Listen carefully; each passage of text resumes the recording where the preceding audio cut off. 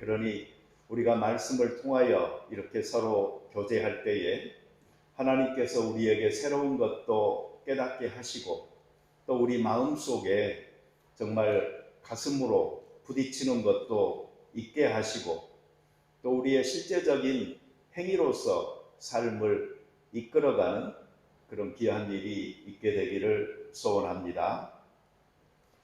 우리 한글 성경에 보면은 보혜사라고 번역된 이 파라클레토스라는 헬라어가 있습니다. 근데 그것의 그 중요한 세 가지 뜻에 대해서 우리가 살펴보고 있는데 지금까지 두 가지는 살펴봤습니다. 첫 번째가 그 상담자 되시는 카운슬러 되시는 성령님이었고요. 그 다음에 두 번째가 우리의 대언자 변호사가 되시는 성령님이었습니다. 오늘은 그 마지막입니다. 돕는 자가 되시는 성령님에 대해서 함께 나누고자 합니다. 자, 성령님께서는 어떻게 돕지요? 성령님께서는 도움이 필요한 사람들과 함께 함으로 돕습니다. 성령님께서는 하나님이십니다. 그 하나님은 전지전능하실 뿐 아니고 아니 계신 곳이 없이 어디에나 계십니다. 그러니 성령님께서는 언제 어디서나 영원히 우리와 함께 하시는 것입니다. 그리고 이것이 바로 하나님의 특성이에요. 예수님께서 이 땅에 태어나실 때 그 천사가 전해준 메시지가 바로 임마누엘이었잖아요. 근데 그 임마누엘의 뜻은 하나님께서 우리와 함께 하신다라는 뜻이고요. 또 예수님께서 아버지께로 돌아갈 때가 가까운 줄 아시고 제자들에게 말씀하셨어요. 성령이 오시면 너희와 영원히 함께 하리라. 예수님의 입장에서도 제자들을 고아처럼 내버려 둘 수 없었던 것이죠. 그래서 하나님과 함께하는 그 축복을 항상 유지될 수 있도록 하셨습니다. 그리고 승천하기 바로 직전에도 예수님께서 하신 말씀이 세상 끝날까지 내가 너희와 함께하리라 라고 말씀하시면서 복음을 전하라고 파송을 하셨잖아요. 또한 예수님께서 재림하시겠다는 약속은 내가 너희와 함께 있고 싶다. 그래서 영원히 너희와 함께 하기 위해서 다시 올 것이다. 라는 그 메시지였던 것입니다. 그래서 하나님께만 우리와 함께 하는 것이 중요한 것이 아니고 우리 역시도 하나님과 함께 하는 삶이 참으로 중요하다 하는 것을 알 수가 있습니다. 우리와 함께 하시는 하나님께서는 지금 현재 우리와 함께 살고 계실 뿐만 아니고 미래에도 영원히 우리와 함께 사십니다. 언제 어디서나 우리를 지켜보고 계시고 낮이나 밤이나 졸지도 쉬지도 않고 그 암탉이 병아리들을 보호하듯이 돌보시겠다고 말씀하시지 않았습니까? 어떤 사람도 그렇게 할 수 없습니다. 오직 하나님만 그렇게 할 수 있습니다. 그러니 이 세상에 어떤 누구와 함께 하는 것보다도 더 귀한 축복은 바로 하나님이 함께 하시는 축복인 것입니다. 우리가 남을 돕고자 한다면요, 먼저 함께 할 줄 알아야 합니다. 함께 하지 않으면 어떻게 나눔이나 공감이나 이해가 가능하겠습니까? 한다고 할지라도 그것은 아주 표면적인 가짜라고 생각됩니다. 실질적으로 도울 수 없게 되는 것이죠. 누군가가 힘들고 슬픈 상황에 처했을 때 우리는 이런 생각을 스스로 할 때가 있습니다.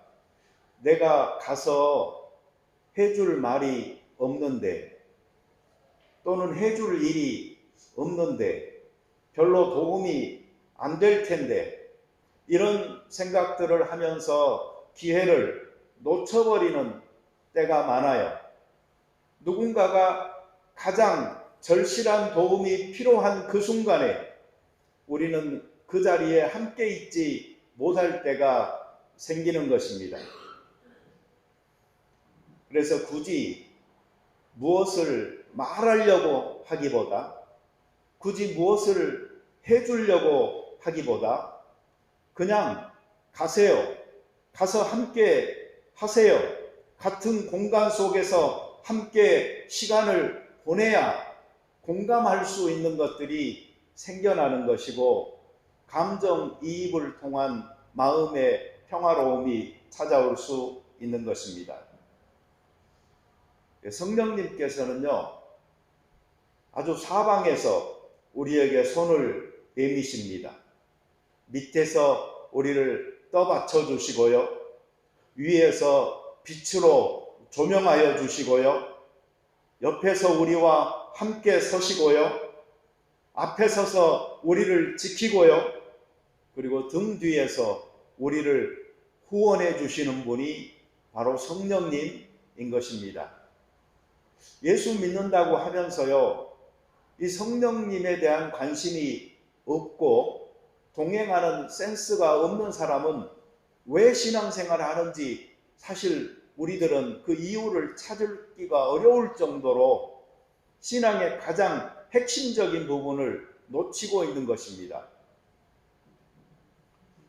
둘째로요, 성령님께서는 어떻게 우리를 돕느냐면 도움이 필요한 사람과 함께 하여서 위로하고 힘을 주심으로 돕습니다.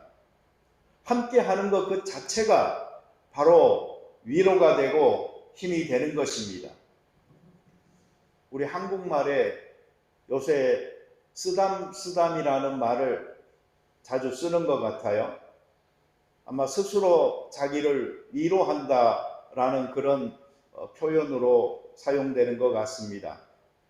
내가 처한 환경에서 야, 너처럼 잘할 수 있는 사람이 누가 있겠냐? 너 잘하고 있는 거야. 너 참 괜찮은 사람이야. 너 정도면 정말 대단한 거야. 라고 스스로를 칭찬하고 위로하는, 그러면서 자기를 잘 좀 어루만져 주라는 그런 말이 이 쓰담쓰담이다 라고 생각이 됩니다. 이게 필요할 때가 있습니다, 여러분. 한번 해보세요. 스스로에게 쓰담쓰담 하시면서요, 그래 너 참 괜찮은 사람이야 라고 자기에게 용기를 북돋아 줄 필요가 있는 것입니다. 그렇지만 또 한편으로는 얼마나 우리가 사는 세상이 경쟁이 심각한 삭막한 세상이면, 그리고 삶이면 그럴까 싶기도 해서 좀 안타깝기도 합니다. 왜 그런 거 아니? 주변의 사람들이 서로 잘 해주면은 스스로가 그럴 필요가 없잖아요. 그러니 우리 서로에게 위로가 되어주고 힘이 되어줄 수 있도록 성령님께서 하시는 이러한 사역들을 좀 잘 하면 좋겠습니다. 이 돕는 자라고 하면은 제일 먼저 생각나는 사람이 누구지요? 성경에 보면은 이브가 나오죠. 근데 그 이브를 성경에서 바로 돕는 자라고 이야기했어요. 아담을 만드시고 혼자 외로이 있는 것이 보기 좋지 않아서 하나님께서 이브를 만들어서 돕는 자로 아담에게 데려와 이렇게 같이 만나게 해주는 것을 보게 됩니다. 그런데 돕는 자라고 하니까 우리는 무슨 보조자처럼 이렇게 생각하는 경향이 있는데 실제로 성경에서 그렇지는 않아요. 왜 그런 거 아니? 하나님 자신을 바로 돕는 자라고 이야기한 성경 구절도 있거든요. 그러니 그 남자들이 여자를 나를 돕는 자 정도로 생각하지 마세요. 그리고 여자분들 스스로도 내 역할이라는 것은 그냥 돕는다 정도다라고 생각하지 마세요. 이부만 돕는 자가 아닙니다. 이 가족이나 친지, 친구가 다 돕는 자입니다. 그리고 교회가 돕는 자입니다. 우리는 교회 가족으로 서로를 돕는 자인 것입니다. 그리고 무엇보다 하나님 스스로가 돕는 자입니다. 여러분, 누가 정말로 도움이 되는 이 돕는 자가 될 수 있겠어요? 뭐라도 더 많이 알고, 뭐라도 더 잘하고, 월등한 사람이 도와줄 수 있는 것 아닙니까? 이런 점에서 본다면 최고의 그 돕는 자는 바로 하나님 자신인 것입니다.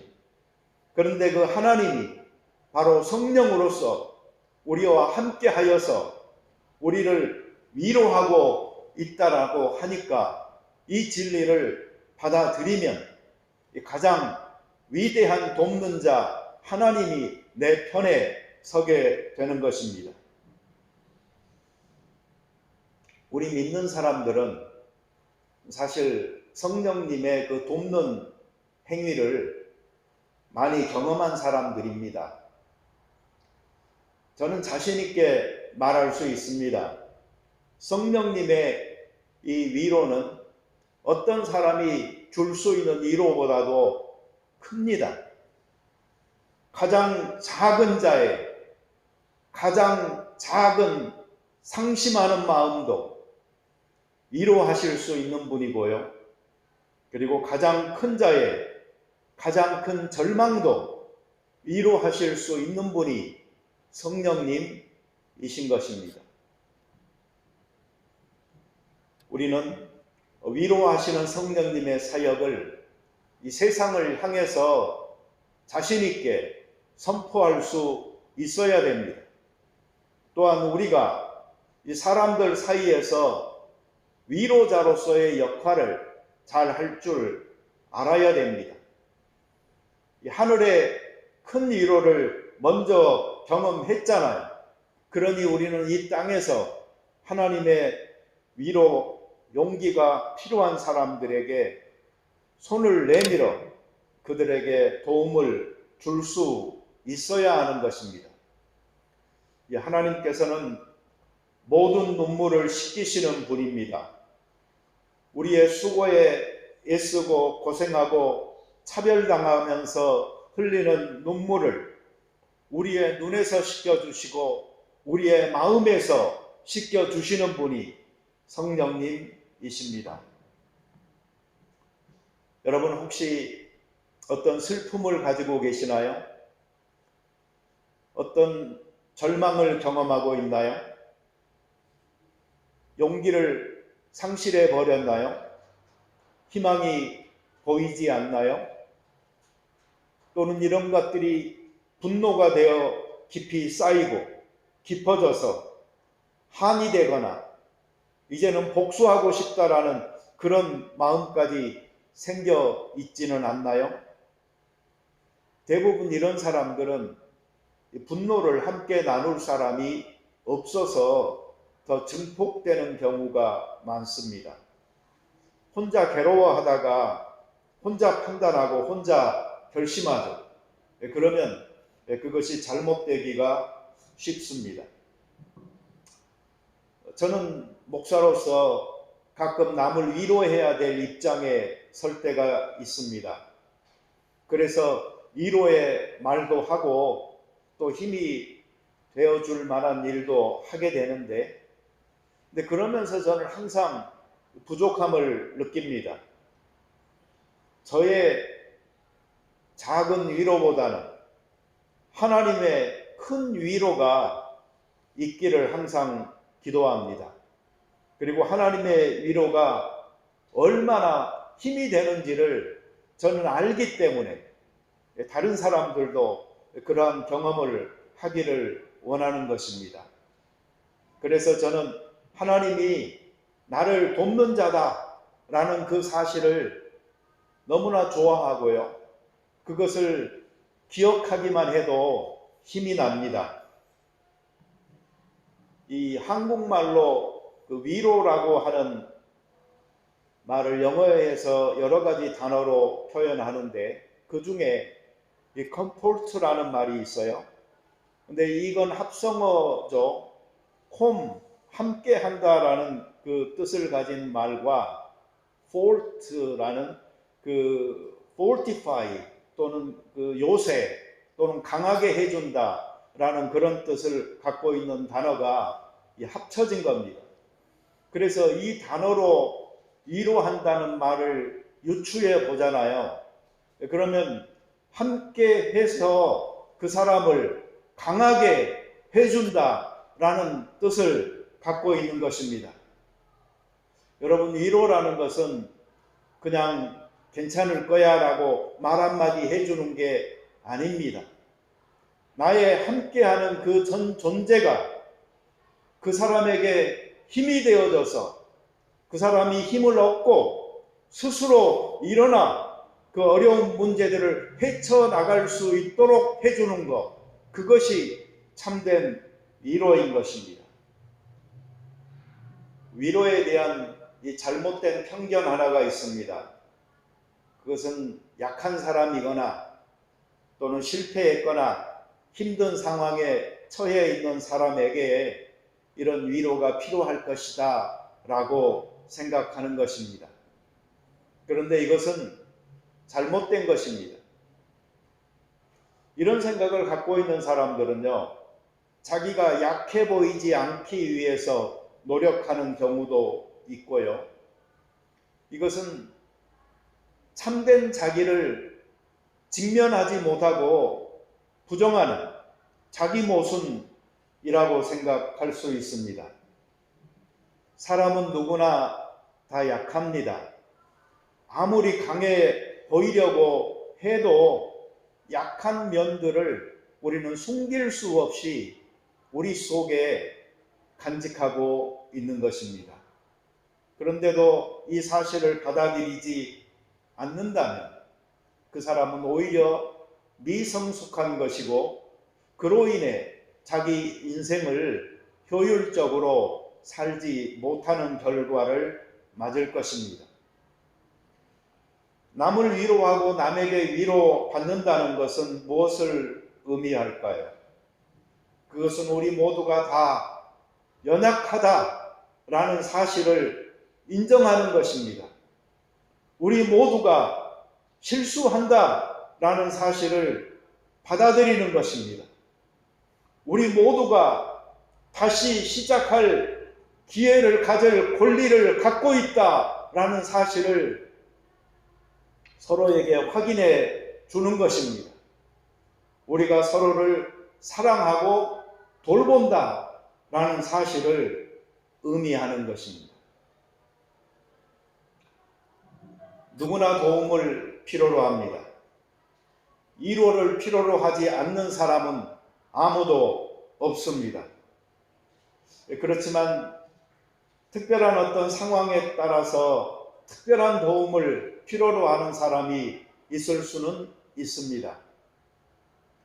오늘은 한국 전쟁 6.25 사변이 발발한 지 73주년 되는 날입니다. 통계에 잡히지 않은 사람이 있을 수 있겠지만 이 전쟁으로 137만 4,195명이 사망한 것으로 나와 있습니다.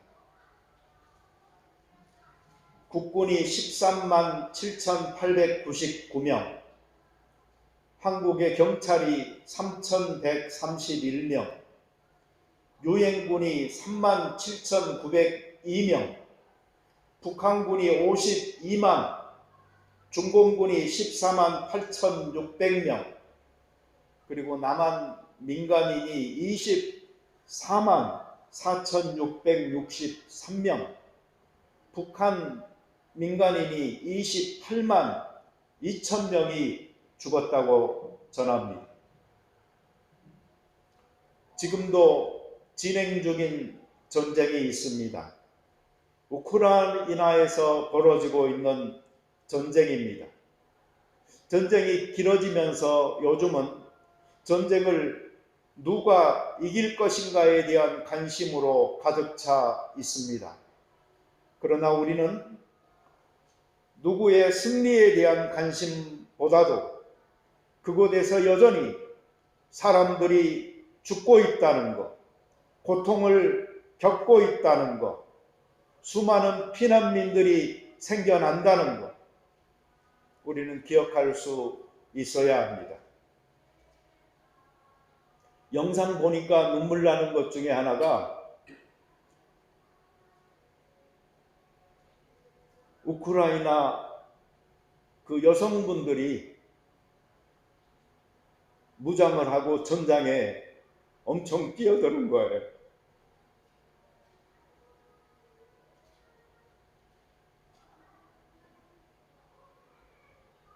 막 적군과 뒤엉켜서 싸우는데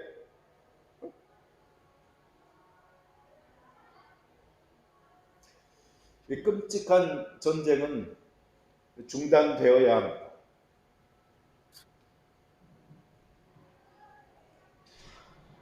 마지막으로 성령님께서는 도움을 필요로 하는 사람이 준비될 때까지 기다려 주심으로 돕습니다. 누군가를 돕고자 한다면 인내가 필요합니다. 슬픔을 딛고 현실을 인정하고 직면할 용기가 그 사람 스스로에게 생길 때까지 숨죽이고 조용히 기다려 줄 알아야 합니다. 내 시간표, 내 계획을 가지고 몰아붙이는 것은 오히려 그 사람에게 더 어려운 상황을 만들 수 있는 것입니다. 예상치 못한 충격적인 일을 당하면 누구나 갑자기 힘이 빠져나가죠. 갑자기 혼미하게 됩니다. 다리에 힘도 풀리고 무릎이 턱하니 꺾여서 무너집니다. 그 사람이 다시 채워져야 하고 다시 일어서야 합니다. 시간이 필요한 것입니다. 남을 돕고자 할 때 우리도 기다릴 줄 알아야 합니다. 이 원칙을 지켜야 합니다. 상대가 준비될 때까지 기다리다가 그 사람 스스로가 딛고 일어설 용기가 생겨 일어설 때에 그때 살짝 등을 떠밀어 주는 것이죠.